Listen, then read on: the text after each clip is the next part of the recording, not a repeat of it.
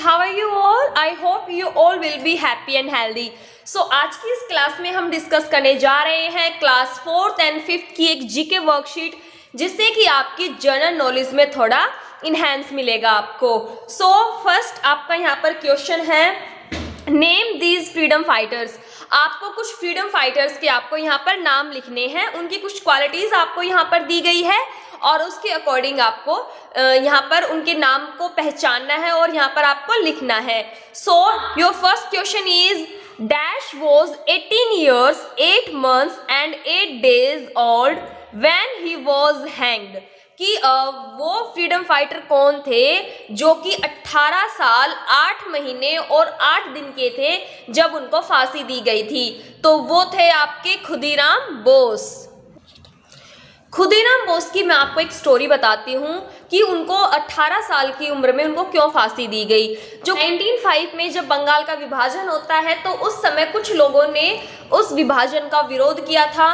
तो उस विरोध में जो लोग शामिल थे उनको पनिशमेंट दी थी उस टाइम के कलकत्ता के एक मजिस्ट्रेट थे किंग्सफोर्ड।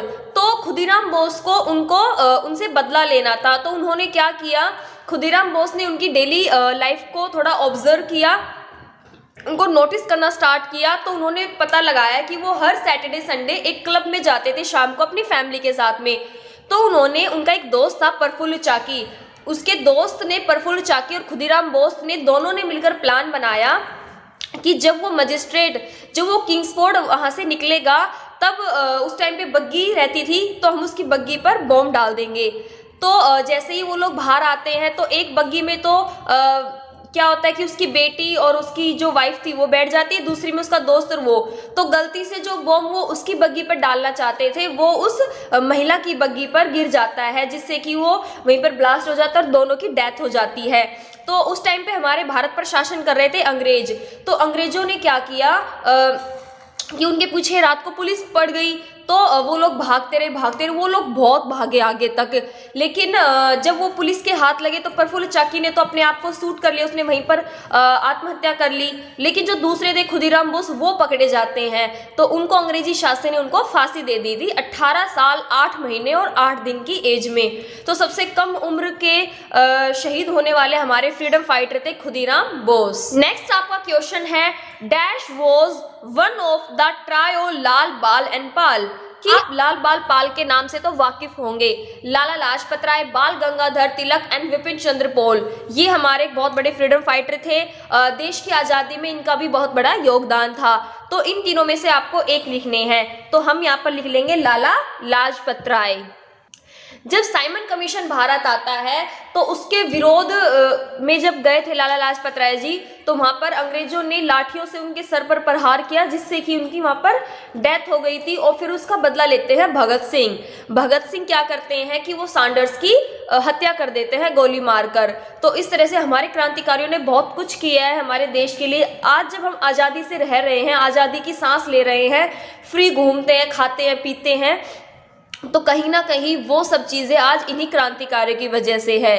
नेक्स्ट आपका है, डैश इज ऑल्सो कॉल्ड शहीद आजम। शहीद आजम आप अच्छे से जानते हो कि किसे कहते हैं। शहीद आजम है आपके Bhagat Singh. Dash played a vital role in the revolution of 1857। C died in Nepal. कि वो कौन महिला क्रांतिकारी थी जिन्होंने 1857 की क्रांति में लोगों के साथ मिलकर अंग्रेजी शासन का विरोध किया था, विद्रोह किया था और वो नेपाल में उनकी डेथ हो गई थी। तो वो थी आपकी बेगम हजरत महल। जो बेगम हजरत महल थी वो अवध की बेगम थी। वो एक सिया इस्लाम धर्म से संबंधित थी। हमारे देश की आज़ादी में बहुत सारे ऐसे मुस्लिम लोगों ने भी हमारा साथ दिया था। जब उन्होंने 1857 की क्रांति का विरोध किया तो उस टाइम में उनको नेपाल में शरण लेनी पड़ी थी, जिसकी वजह से नेपाल में उनकी वहाँ पर डेथ हो गई थी। नेक्स्ट आपका है, dash is popularly known as the father of nation. हमारे राष्ट्र के जो राष्ट्रपिता है वो किसे कहा जाता है? वो कहे जाते हैं हमारे महात्मा गांधी जी। क्वेश्चन है, dash was the first freedom fighter and matter of 1857। कि 1857 की क्रांति का पहला फ्रीडम फाइटर कौन थे? तो पहले थे हमारे मंगल पांडे। नेक्स्ट आपका क्वेश्चन है, electric bulb was invented by.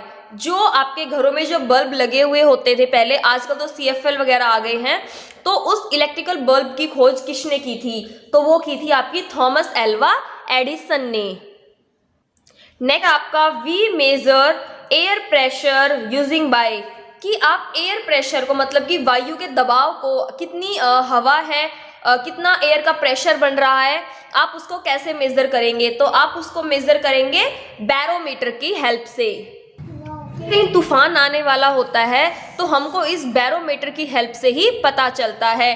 तेज आंधी आने की संभावना है तो ये भी हमें बैरोमीटर की हेल्प से ही पता चलता है। कहाँ पर एयर का जो प्रेशर हाई है, कहाँ पर एयर प्रेशर लो है, तो इसके अकॉर्डिंग ही पता चलता है कि आंधी आएगी या तूफान आएगा, कहाँ पर आएगा, कैसे क्या होगा।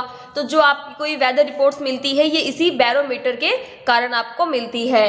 नेक्स्ट आपका है, we measure temperature using by, कि जब आपको फीवर होता है तो आप अपना टेम्परेचर को मेजर करते हो, तो आप किससे करते हो?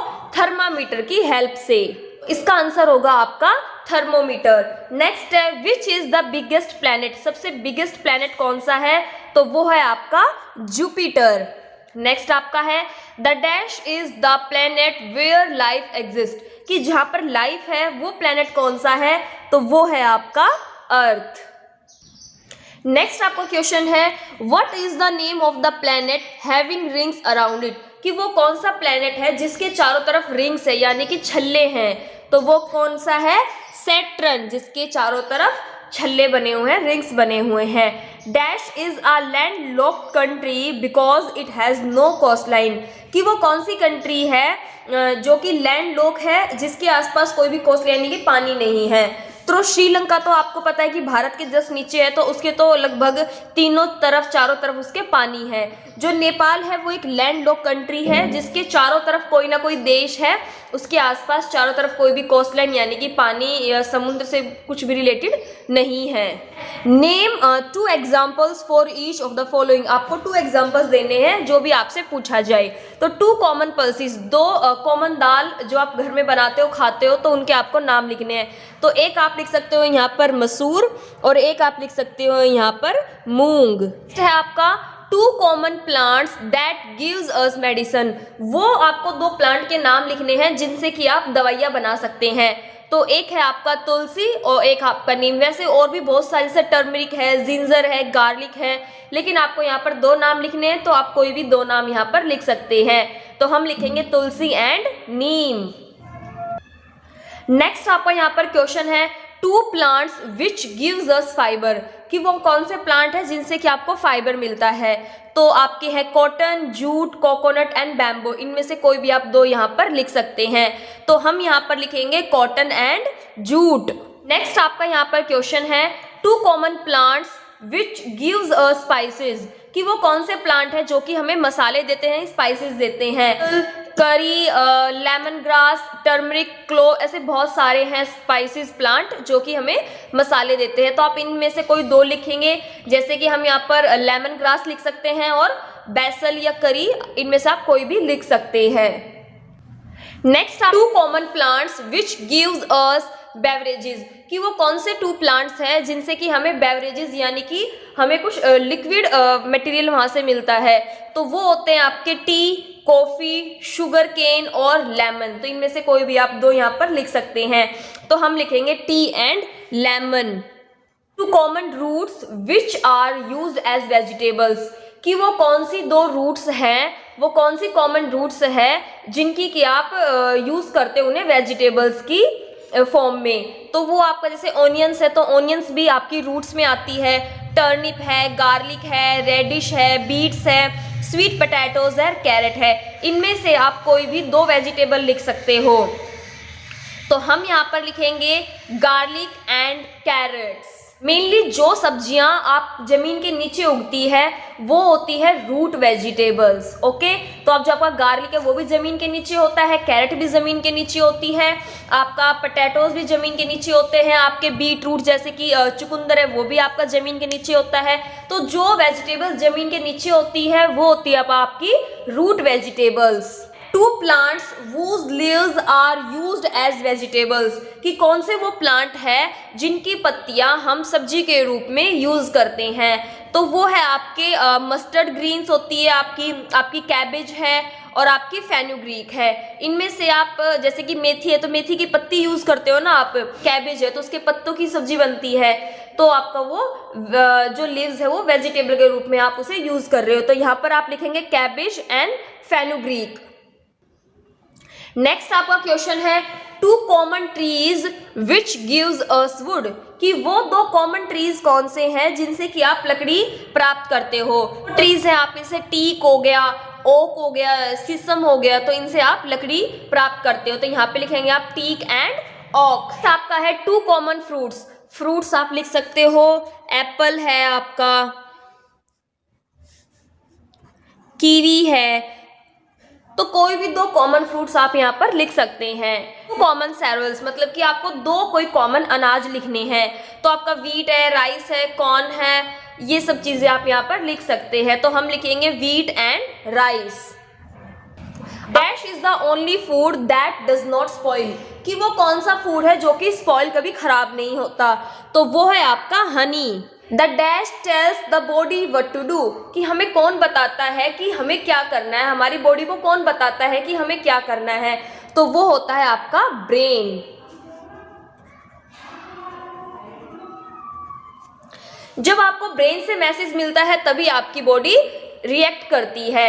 नेक्स्ट आपका है baby bones are made up of a soft material called cartilage, कि जो छोटे बेबी होते हैं उनकी जो बोन्स होती है, जो उनकी हड्डियां होती है, वो एक सॉफ्ट मटेरियल से बनती है जिसे हम क्या कहेंगे, कार्टिलेज। नेक्स्ट आपका क्वेश्चन है our body is a wonderful machine, कि जो हमारी बॉडी है वो एक वंडरफुल मशीन है। आज की इस वीडियो में सिर्फ इतना ही करेंगे हम। आपको ये जीके वर्कशीट कैसी लगी प्लीज आप मुझे कमेंट करके जरूर बताएं। यदि आप इस चैनल पर नए हो so please subscribe my channel. यदि आप ऑलरेडी मेरे सब्सक्राइबर हो so thanks so much, thanks for watching, have a good day.